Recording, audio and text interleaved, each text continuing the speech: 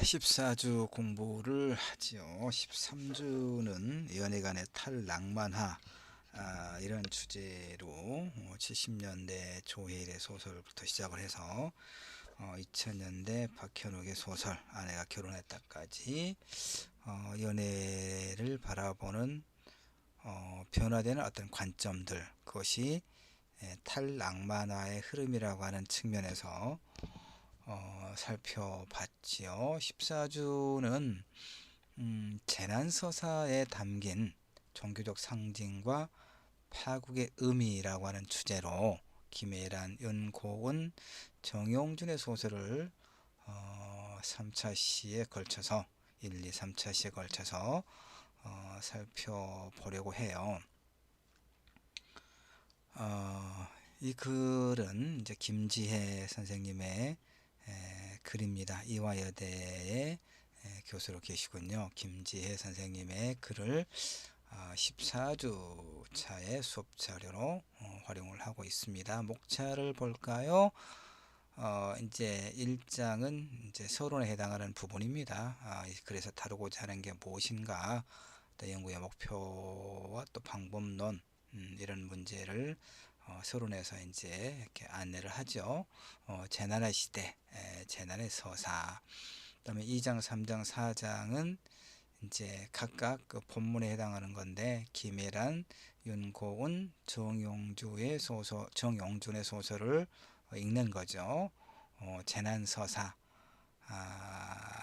에 담긴 종교적 상징과 파국의 의미라고 하는 관점에서 2장, 3장, 4장은 김애란, 윤고은, 정용준의 소설을 분석하는 거예요. 이제 5장은 결론에 해당하는 부분이죠. 본론에서 다뤘던 내용들을 아주 간략하게 요약 정리하고 있는 그런 글입니다. 국문 초록은 논문의 형태에서 늘 그 전체, 이 글 전체를 아주 간략하게 핵심적인 내용만 요약하고 있는 부분이죠. 볼까요? 2000년대 이후 우리 사회는 사실 지금 보면 그 코로나 바이러스도 하나의 재난적인 상황이죠. 이 역병, 세계적인 대유행 역병은 재난적인 상황입니다. 그러니까 코로나 바이러스가 우리 삶에 어떤 영향을 미쳤는가 관련된 작품들은 이제 조만간 이렇게 많이 발표가 되겠죠. 예. 지금 이제 오늘 이번 14주차는 재난과 관련된 재난 서사, 어떤 게 있는가 좀 보도록 할까요? 자, 2000년대 이후 우리 사회에는 세계 파국을 담고 있는 묵시론적 재난 서사가 두드러지더라. 세계 곳곳에서 벌어지고 있는 정치, 경제, 종교적 분쟁과 질병, 그리고 환경 재난 등에 기반하고 있는 이런 재난의 상상력은 인류의 생존을 위협하는 시스템에 대한 막연한 불안과 공포를 담아내고 있더라, 이런 얘기입니다. 이런 재난서사는 위협의 존재를 명확하게 포착할 수 없는 현대사회의 포보포비아와 관련되더라. 공포에 대한 공포증. 자, 그래서 이 글에서는 구약성서의 심판을 모티브로 하고 있는 김애란, 윤고은, 정용준의 소설을 중심으로 한국 현대 소설에 나타난 종교적 상징과 파국의 의미를 분석한다, 이런 얘기죠. 분석했다. 성경에 등장하는 묵시록적 심판은 금기에 대한 처벌을 통해 질서와 규율을 바로잡고 하나님과 인간의 언약을 굳건하게 하는 정화의 기능을 한다. 그런데 소설에서는 어떤 소설입니까? 그래서 분석의 대상으로 삼고 있는 김애란, 윤고은, 정용준의 소설들에서는 이런 성경 모티프를 차용해서 신의 언약과 정화가 부재한 현대사의 불안과 공포를 그려내고 있더라, 이런 얘기예요. 신의 언약도 없고 또 그걸 통한 어떤 카타르시스, 정화도 없는 현대사의 불안과 공포를 그려내고 있더라, 이런 얘기. 노아의 방주를 패러디한 김애란의 물속 골리앗이라고 하는 소설은 거대한 홍수 속에 남겨진 소년의 서사 이야기를 통해 국가가 실종된 액체시대에 철저히 고립된 개인의 문제를 보여주고 어떤 뭘 상징하고 있는지 김혜란의 소설이 짐작할 수 있겠죠. 윤고은의 밤의 여행자들은 재난의 공포와 고통까지도 상품하는 현상을 통해 인간의 비틀린 욕망을 보여주고 있다, 이런 얘기야. 이 소설은 구약 성경의 예언자 요나와 이름이 같은 주인공 요나를 등장시켜서 윤고은의 밤의 여행자들 소설입니다. 재난을 경고하는 묵시론적 서사를 취하고 있고, 재난 상품을 점검하기 위해 파견된 재난여행 프로그래머 요나는 돈벌을 위해 인공적 재난을 만들려는 자본주의 권력에 맞서다 죽음을 맞이하지만 그의 죽음 역시 재난여행 상품에서 활용되고 있더라, 이런 얘기예요.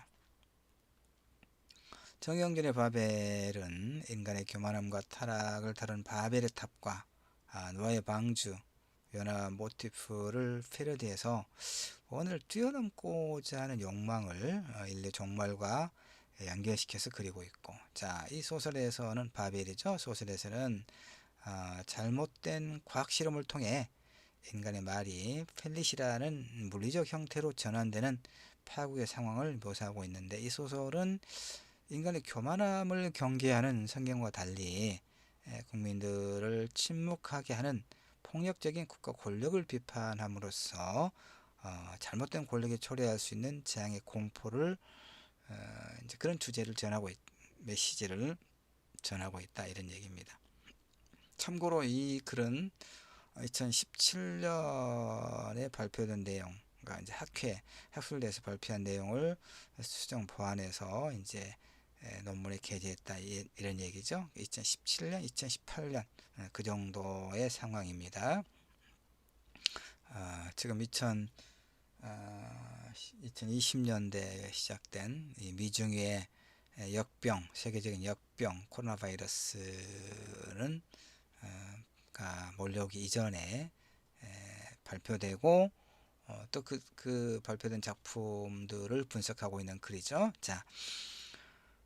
이처럼 최근에 성경의 재난과 심판 모티프를 차용하고 있는 이들 소설에서는 기독교적 의미의 심판이 지닌 정화의 기능을 소구한 채 현대사회에 대한 파국적 상상력을 비판적으로 그려내고 있더라. 이들은 심판자로서의 신이 부재한 시대의 불안과 공포를 드러내는 한편, 신을 대신하여 막강한 권력을 가지고 있는 정치적, 경제적 권력자의 폭력에 대한 비판을 담고 있다. 즉 김혜란, 윤고은, 정용준의 소설을 통해 살펴본 재난서사는 불안정한 폭력이 난무하는 우리 사회를 향한 아무런 전망이자 경고의 메시지다, 이렇게 분석을 합니다. 그러니까 이제 간혹 이런 이제 질문을 받기도 해요. 왜 문학은 이렇게 어두운 측면을 그려내느냐? 우리 삶이라고 하는 것이 양면적이고 또는 복합적인 것인데 늘 어두운 부분만을 이렇게 드러내는 것이 어떤 의미가 있느냐라는 질문을 이제 문학을 공부하는 친구들 또는 아닌 사람들에게서도 종종 받지요. 그럴 때 우리는 이제 어떻게 답변을 할 수 있을까요? 내 답변은 이거예요. 이제 문학은 이렇게 디스토피아적 상황을 그려냄으로써 디스토피아적인 상황을, 그러니까 우리가 이제 가지고 있는 그 건강하고 행복하게 살고자 하는 그런 어떤 욕망들, 현실적인 욕망들, 그리고 이제 가치 있고 의미 있는 그런 어떤 세계를 추구하고자 하는 그런 열망들을 방해하고 억압하는 것이 굉장히 많지요. 그러니까 우리를 억압하는 것이 무엇인가를 드러내 보여줌으로써 그 억압 너머의 어떤 그 유토피아적 상황을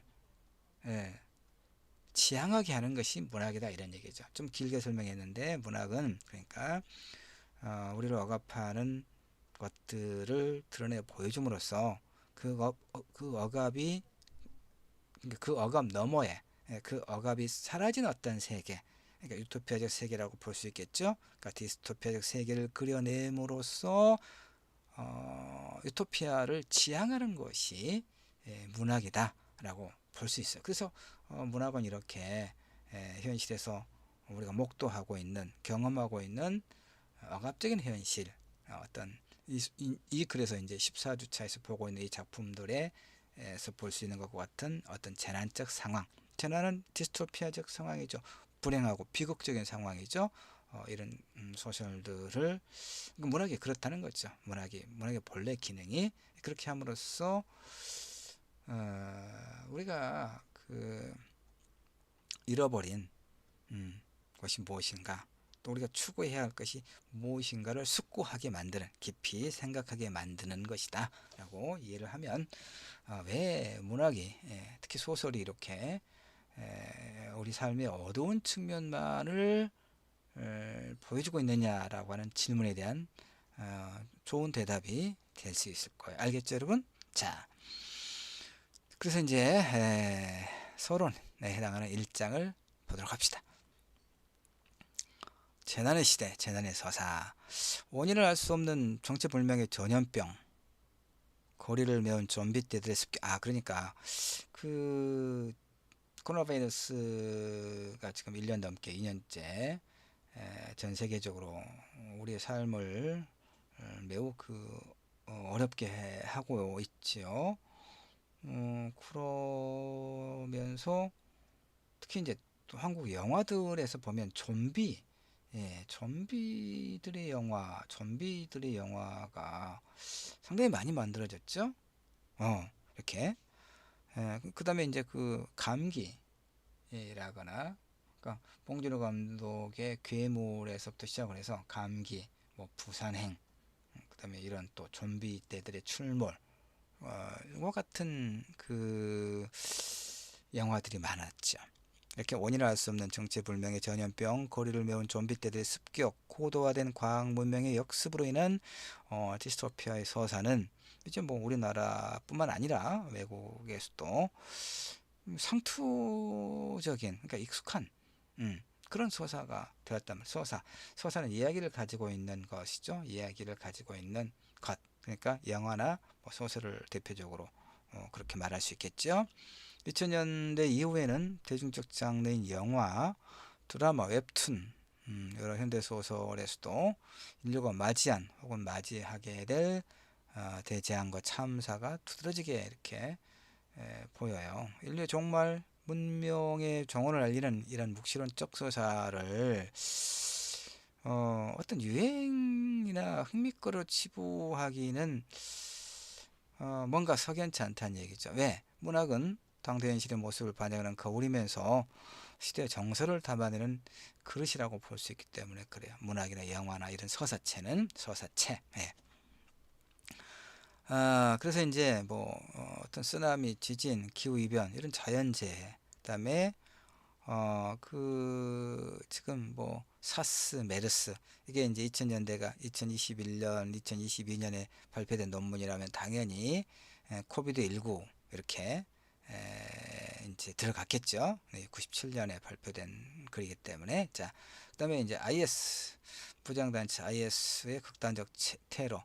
그다음에 이제 IS는 지금 시점에서는 좀 이렇게 그 세력이 완전히 아마 거의 소멸을 했죠. 그런데 여전히 또 이를테면 저쪽에 이제 미얀마에서는 그 군부에 의한 쿠데타로 인해서 또 그 민주주의 회복을 요구하는 미얀마 시민들 한 800여 명에 가까운, 더 많을지도 모르겠죠. 하여튼 그 정도의 그 시민이 군인들의 발포에 의해서 사망을 했죠. 그다음에 이제 이스라엘과 팔레스타인 간의 끝없는 이런 그 소모적인 서로의 그 보복의 악순환으로 인한 그 생명의 박탈, 이런 것도 계속 이루어지고 있고, 하여튼 이런 소위 이제 자연재해, 그다음에 이제 인재, 그다음에 여기서 이제 2017년이니까 세월호 침몰 사건은 2016년에 일어난 거죠. 그러니까 당연히 이제 세월호 사건, 이런 인재가 인재, 하여튼 뭐 이런 인류의 불안감을 높이고 있죠. 음. 그리고 사실은 이제 그 이전에도 조선시대, 내가 언제 이야기했나 모르겠는데 조선시대 후기만 하더라도요. 조선시대에도 이제 역병이 한 번에 그 전염병이죠. 원인을 알 수 없는 괴질. 그, 나중에 콜레라로 나중에 이제 콜레라로 밝혀졌어요. 근대 의학이 이제 근대 의학의 어떤 그, 그 분석으로 인해서. 근데 조선 후기는 근대 의학이 들어오기 전이니까 도대체 이유를 알 수 없는 그런 역병, 전염병으로 해서 전국에서 한 10만 명 이상이 죽어버리는 대참사가 조선시대 후기에 200년 동안에 4번이나 일어났을 정도로 이런 재앙에 가까운 자연재해가 있었어요. 하여튼 이런 거. 그래서 이제 바우마는 유동화는 근대로 사는 현대인들이 복잡하고 혼란스러워서 예측할 수 없는 두려움 자체에 대한 공포, 포보포비아로 고통받고 있다. 근데 사실은 이제 현대에 들어와서 우리는 이렇게 이야기하고 있지만 전 근대도 중세시대 또는 그 이전 고대시대도 인류의 삶에서는 이렇게 자연재해, 끊임없는 어떤 그 자연재해, 그 다음에 또 어떤 다양한 인재, 전쟁의 공포도 많았잖아요. 1차, 2차 세계대전이 있었고, 우리만 하더라도 1950년에 한국전쟁이 있었고, 그러니까 끊임없는 이런 그 자연재해와 또 인재로 인해서 당대로 살았던 사람들은 삶의 어떤 그 위태로움을 늘 느꼈을 법해요. 그렇죠? 그래요. 그러니까 여기 보면 이제 이 막연한 공포가 우리 세계만의 독특한 공포증이라고 이렇게 설명하고 있는데 내 생각은 좀 달라요. 어느 시대나 인류의 삶이 시작되고 나서부터 끊임없이 지속됐다, 반복됐다 라고 생각해요. 어쨌든 이제 이 글에 좀 뭐 충실하게 살펴보면 현실 속의 각종 재난들을 기반으로 하고 있는 재난서사의 상상력은 인류의 생존을 위협하는 각종 시스템의 위험에 대한 좀 막연하지만 그러나 강력한 불안과 공포를 바탕으로 하고 있다. 그건 그렇죠. 최근 이러한 재난서사의 특징 및 의미를 분석하는 이제 논의도 상당히 많아졌어요. 그래서 김영중은 평론가인데 인류의 재난을 그리고 있는 김경욱, 김혜란, 황정은의 소설을 사이비 파우스트의 무자비한 개발이 초래하는 파국적 당대 현실에 대한 문학적 대응이다.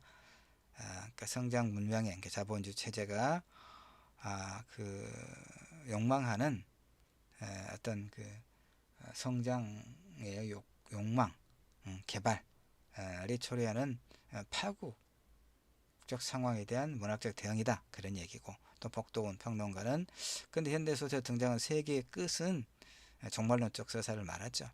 한국 현대소설의 전향의 상상력이 위치해 있는 하나의 좌표다. 이렇게 보고 또 홍선덕은 이제 평론가들이 이렇게 보는 거예요.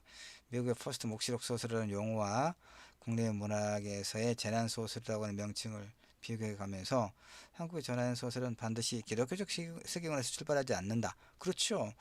기독교적 세계관이라고 하는 것은 사실은 소위 이제 그 한말 소위 개화기 때 이제 서구 열광을 통해 들어온 거고 그렇기 때문에 그 한국 재난 소설이 서구처럼 기독교적 세계관에서 출발하지는 않죠. 오히려 왜곡된 근대의 과정이 배태한 그 한국의 특수성으로 인한 위기 불안감에 시달리고 있다. 특수성이라고 한국만의 특수성은 뭔가요? 분단 체제죠. 여전히 분단 체제. 그러니까 전쟁의 공포를 말하는 거예요. 그 불안감은 한국 사회의 정체적 불안과도 연결되어 있다. 그래서 이제 그렇죠. 이제 각 어느 지역이나 특수한 상황이 있는데 한국적 특수성은 이 분단 체제, 전쟁을 경험하고 강구한 어떤 분단 체제에서 우리는 사실 그 일상적으로는 그러니까 평상시에는 이런 전쟁의 공포를 거의 갖지 않지요. 그러나 이제 한번 생각해 보면 엄청난 불안과 공포를 느낄 수가 있어요. 남북 간에 이 서로 그 대치하고 있는 군사력 그다음에 또 이런 어떤 재래식 무장 이런 것을 비교하면 아주 깜짝 놀랄 만큼 근데 그런 측면에서 외국의 이제 그 분석가들은 한국 사람들의 이 태평스러움에 대해서 또 놀랐죠. 어떻게 이를테면 그 머리 위에 핵을 이고 있고, 그다음에 남북한을 통틀어 이런 재래식 그 전력이 얼마나 엄청난, 되면 그 폭발력을 지니고 있는 무기와 군대를 보유하고 있는 그런 체제에서 어쩜 저렇게 태평한 일상이 가능할까?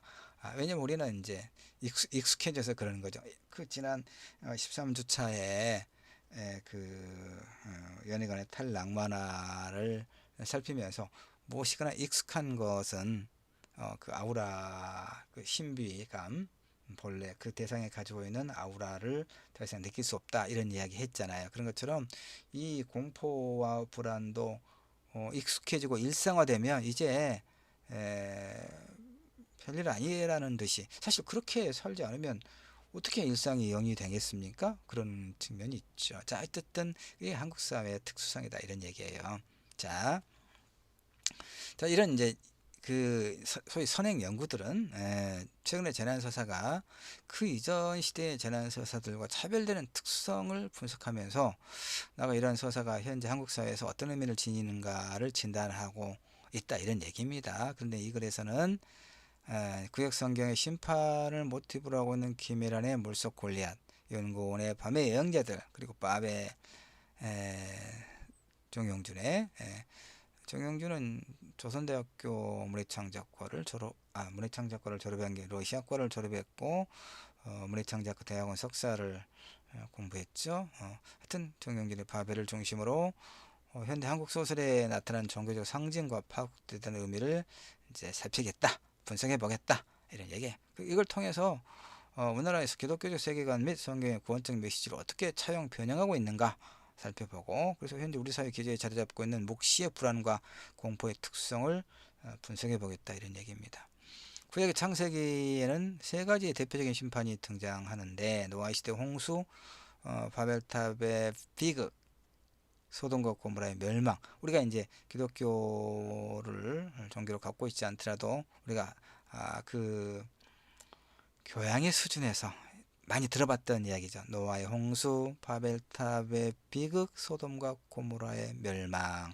요나서의 경우 창세기와는 달리 이제 요나를 통해 멸망이 된 경고를 들은 니느웨는 회개함으로써 대재앙을 피할 수 있었다는 거냐. 이러한 하나님의 심판 및 심판에 대한 경고는 인간의 타락과 교만함에 대한 단죄이면서 세계에 대한 일정한 어떤 정화로 읽을 수 있다는 거죠. 그리고 구약 성경 심판과 재앙의 모티브는 한국 현대 소설에서 새롭게 패러디되고 차용한다, 그 말이에요.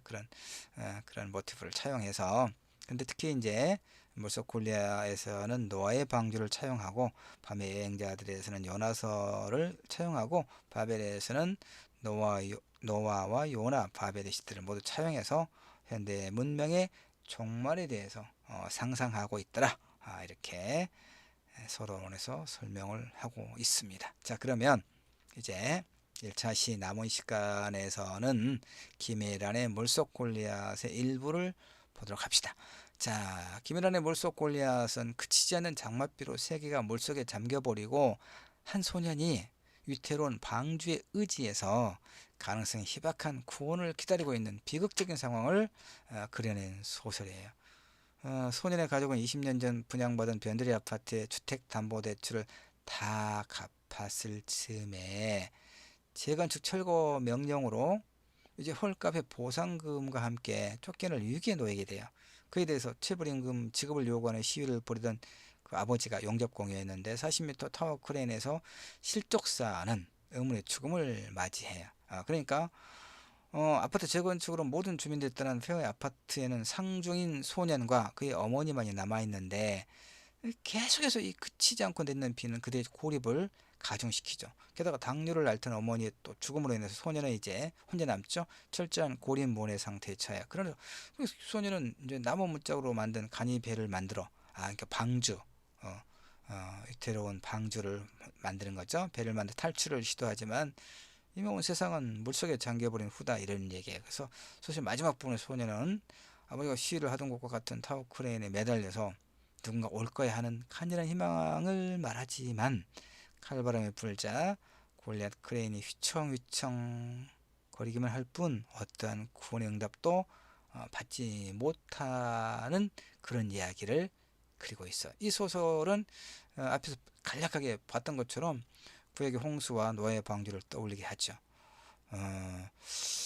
그런데 어쨌든 이 성경에서의 어떤 이야기와 문제의식과는 좀 달리 이 소설 물속 골리앗은 노아의 홍수에 대한 비극적인 패러디가 돼요. 그러니까 즉 이 소설 그 성경에서는 하나님과 노아의 언약에 의해서 이제 노아가 만든 그 배 방주죠. 노아의 방주에 선택받은 사람들은 그 구원에 이른다 이런 얘기 아닙니까? 그런데 그런 것과는 달리 이 소설 김혜란 소설 물속 골리앗은 성경의 상징들이 빈번히 등장하고는 있지만 아파트에 고립된 소녀는 그 어떤 계시도 신의 계시도 응답도 언약의 증표도 받지 못하고 철저하게 고립된 상태에서 버려진 그런 인물로 나오잖아요. 예. 다른 이웃들은 대문에 다윗의 별처럼 하나 둘 엑셀을 남기고 공동화된 아파트를 떠났지만 철거 이주자들 가장을 잃은 소년과 어머니는 경제적으로 구원받지 못한 채 단전이 된 아파트에 남겨지고 나중에 이제 어머니마저 죽었다는 이야기죠. 그 소년은 외부의 어떤 정보와도 차단된 채 흉포한 자인이 만들어낸 대홍수의 위협에 공포를 느끼는 거예요. 무심한 자연, 기계적인 법칙에 의해 지배되는 자연, 이런 자연 속에 소녀는 방치되어 있는 거죠. 자, 현대인들이 인간과 신이 단절된 세계, 초대란 절망의 세계를 살아가고 있음을 일깨워주는 거예요. 이 소년의 절규는 하늘에서는 어떠한 계시도 언약도 증표도 내려오지 않지요. 하늘은 소년의 불행 따위는 아랑곳하지 않고 여전히 비만 뿌리고 있는 거죠. 그래서 이 소설에서는 아버지와 또 거대한 크레인이라고 하는 상징이 이제 어떤 걸 내포하고 있냐. 하여튼 소녀는 아버지의 부재를 겪고 있죠. 실제 아버지는 실족사, 의문의 실족사, 부재. 또 다른 아버지의 상징물이라 할 수 있는 국가의 부재. 그렇죠? 또 신의 부재. 이렇게 중첩된 고립 상황에 놓여 있으니까. 결국 이 소녀는 가정과 국가, 종교적 보호의 테두리에서 벗어나 있는 그 소위 말하면 벌거벗은 생명이 되는 거죠. 홀로 재난과 맞서 살아남아야 되는 그런 상황이죠. 홍수도 잠기지 않아 솟아있는 크레인은 결국은 부재한 이런 아버지의 대체 상징물이 돼요. 타워 크레인은 영접일을 하던 아버지가 시중에 떨어져 죽은 위태로운 장소 있죠. 폭력적 개발을 보여주는 거대한 인공물이라고 볼 수 있는데 하나의 상징이죠. 이것은 그러니까 자연을 정복하고자 하는 인간의 폭력적 도구이면서 동시에 거꾸로 인간의 생존을 위협하는 거대 자본의 상징이다 라고 볼 수 있어요. 그러니까 거대한 크레인은 신, 국가, 아버지가 부재한 자를 대체하는 가짜 신이면서 폭력적인 인간 문명이 가져온 폐허의 비극적 상징의 역할을 하고 있는 거죠. 그래서 결국 이 소설은 계시와 정화, 언약이 누락된 비극적인 파국을 보여주는데 성경의 홍수가 법을 재정립하고 속죄를 가능하게 하는 그런 의미의 폭력이라면 소설에서 홍수는 죄 부과나 속죄 과정이 전혀 없는 그냥 고립된 상황, 고립에 의한 파국을 보여준다 이거예요. 아파트에 남겨지고 위태로운 방주와 크레인에 의지하고 있는 소년의 위태로운 생존은 결국은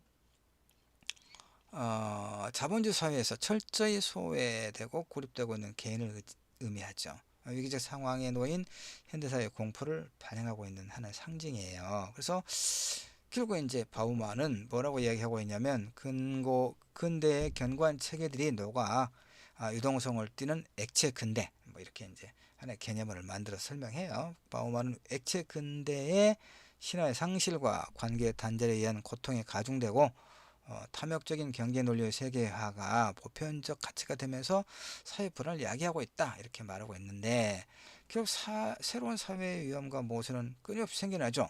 근데 그것들 해결의 의무와 필요는 국가나 신도 없고 그렇죠?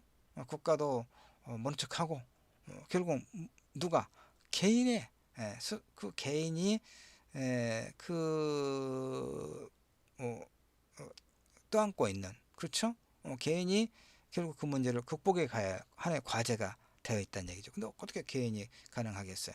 아버지 부재 상태에서 고립되어 있는 소년의 모습은 자본주의적 폭력과 생태주의적 위기가 난무하는 위험 사회, 하고 이제 바우마이식으로 말하면 액체 근대에서 홀로 생존해야만 하는 위태로운 개인을 상징한다. 이렇게 읽을 수 있다는 거죠. 자, 14조 1차 시는 이 정도까지 하겠습니다.